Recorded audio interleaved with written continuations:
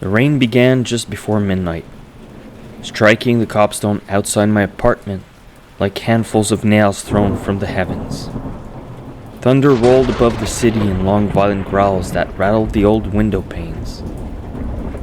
I remember standing there with a candle in my hand because the power had failed nearly an hour earlier. The streets below were empty, except for the fog slithering through the alleys. Every gas lamp flickered weakly in the storm, casting trembling yellow halos that barely pierced the darkness. That was the first night I saw him. I had heard the stories growing up in London. Everyone had.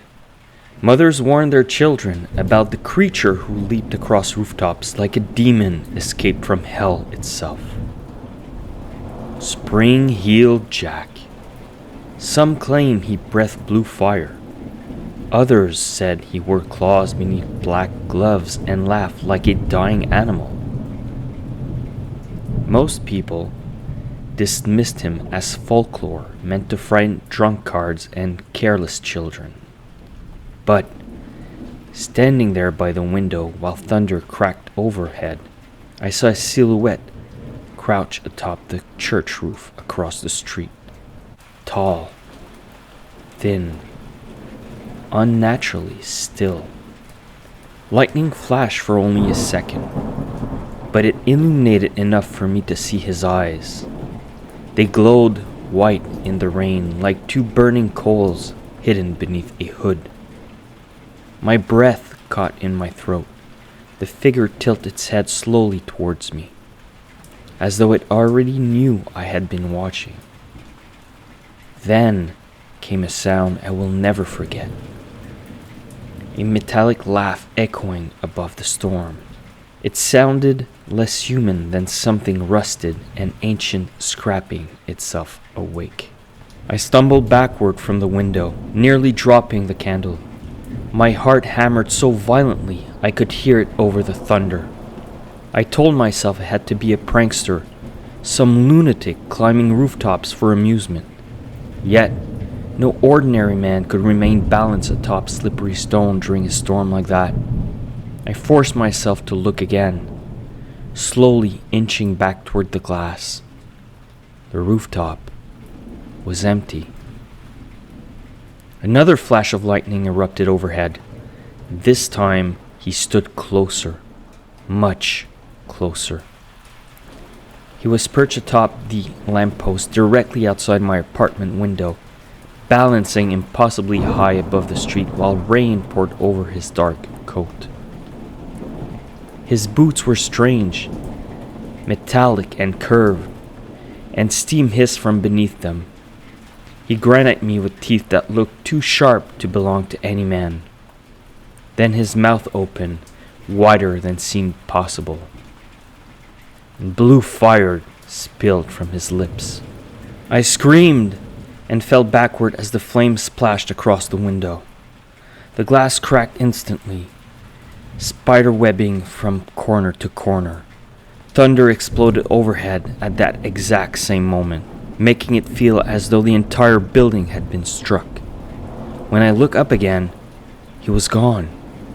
Only the rain remained, pouring endlessly into the empty street. I tried convincing myself it was exhaustion. I had worked long hours at the dock and barely slept that week. But then I heard the scratching begin above me. Slow, deliberate. Claws dragging across the ceiling. My apartment sat on the top floor. There was nothing above me except the roof. The scratching stopped directly overhead. Silence swallowed the room. Then, through the thunder outside, I heard a whisper directly above my head. Found you. I bolted from my apartment without even grabbing my coat. Rain drenched me the instant I stepped outside, cold enough to sting my skin like needles. The streets of London twisted through the fog in endless shadows, while the thunder shook the heavens above. I kept glancing upwards towards the rooftop, terrified I would see him crouching there again. Every chimney and gargled seemed alive in the darkness. The city suddenly felt enormous and empty, as though every soul had vanished except me. The scratching voice still echoed inside my skull. "Found you." I could not explain how he had spoken through solid wood and stone. My mind kept trying to rationalize what I had seen, but fear crushed every attempt.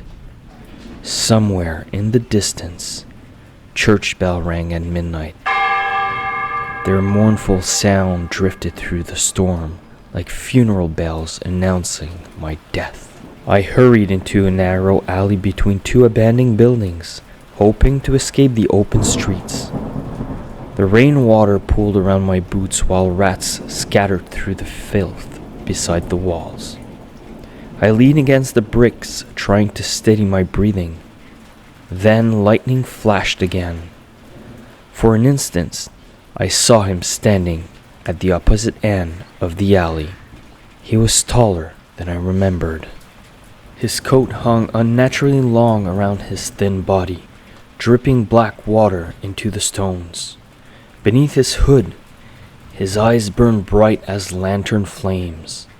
The grin on his face stretched too wide, splitting his pale skin almost to the ears. He stood perfectly still while thunder rumbled overhead. Then his head twitched sideways with a sickening crack, like broken bones snapping back into place. I turned and ran deeper into the alley. Behind me came an explosion of metal against stone. I glanced back just long enough to see him leap 20 feet into the air. His boot hissed violently, launching him upwards with impossible force. He slammed against the side of a building, claws in his way across the bricks like a spider, and landed directly behind me. His fingers wrapped around my shoulder. They were freezing cold. I spun around and struck him instinctively, but my fist hit something hard beneath his coat, almost mechanical. He barely reacted. Instead, he leaned close enough for me to smell him. Rotten flesh and smoke. His glowing eyes reflected in the rainwater streaming down my face. Then he whispered something softly into my ear. "No one escapes the rooftops." He threw me across the alley like I weighed nothing. My body slammed into wooden crates hard enough to splinter them apart. Pain erupted through my ribs while thunder exploded overhead again. Through blurred vision, I watched him slowly approach me. His boot clicked against the stone with dreadful precision. He moved like a predator, severing fear before the kill. Then, somewhere nearby, a police whistle pierced the night. Spring-heeled Jack snapped his head upward instantly. Another lightning flash illuminated his face completely for the first time. Beneath the hood, his skin looked burned and stretched tight against his skull. His mouth trembled with excitement. Then he smiled at me one last time before crouching low. And with a monstrous leap, he vanished into the storm above the rooftops. I should have gone home after that night. Instead, terror drove me toward answers. No man could leap like that. No human eyes glowed in the darkness. Yet, the fear in me mixed with obsession until I could think of nothing else. By dawn, I had already begun searching for anyone who knew more about Spring-heeled Jack. Most refused to speak about him. Others crossed themselves and buried away. But one drunken old man finally whispered an address to me before stumbling into the fog. Blackthorn Lane. The storm returned the following night, worse than before. Rain hammered the city while thunder cracked so violently it shook the buildings. I made my way through the twisted streets towards Blackthorn Lane, carrying only a lantern and a revolver I barely knew how to use. The deeper I traveled into that forgotten district, the emptier the city became. Windows were boarded shut, doors hung crook from broken hinge. It felt less like London and more like a graveyard abandoned by time itself. At the end of the lane stood a massive, decaying house hidden behind iron gates. Lightning illuminated its towering silhouette for a terrifying moment. Broken windows stared outward like empty eye sockets. The roof sagged beneath years of rot. Yet, faint candlelight flickered somewhere inside. I pushed through the gates. The screamed open with a rusted ground loud enough to echo through the storm. Every instinct begged me to run, but curiosity dragged me forward. The front door already hung open. Warm candlelight spilled across the wet floorboards just beyond the entrance. Inside, the house smelled of mold and smoke. Portraits lined the walls, their faces scratched away beyond recognition. Rain leaked through the ceiling in a steady drip. Somewhere upstairs, I heard footsteps pacing slowly back and forth. My lantern trembled violently in my hands while thunder rattled the window around me. Then I found the newspaper clippings. Hundreds of them covered the walls of the dining room. Reports of attack, women clawed across the face, men found mutilated in alleys, witnesses describing glowing eyes and monstrous leaps through the night sky. Some articles were over 50 years old. Others were recent. Impossible. No man could survive that long unchanged. A loud thud came from upstairs. I raised the revolver with shaking hands and climbed towards the sound. The staircase creaked beneath every step. Halfway up, the light in my lantern suddenly died. Darkness swallowed everything instantly. Only lightning flashing through the window allowed me a brief glimpse of the hallway above. That was when I saw him standing at the end of it, motionless, watching me. I fired the revolver instantly.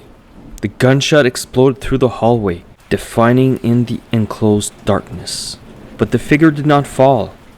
Lightning flashed again, revealing him standing there untouched. Smoke curled slowly from beneath his coat while rain battered the window around us. Then came that horrible laugh again. That shrill metallic shriek echoing through the house like tortured machinery. He moved before I could react. One moment he stood across the hallway. The next he slammed into me with terrifying force.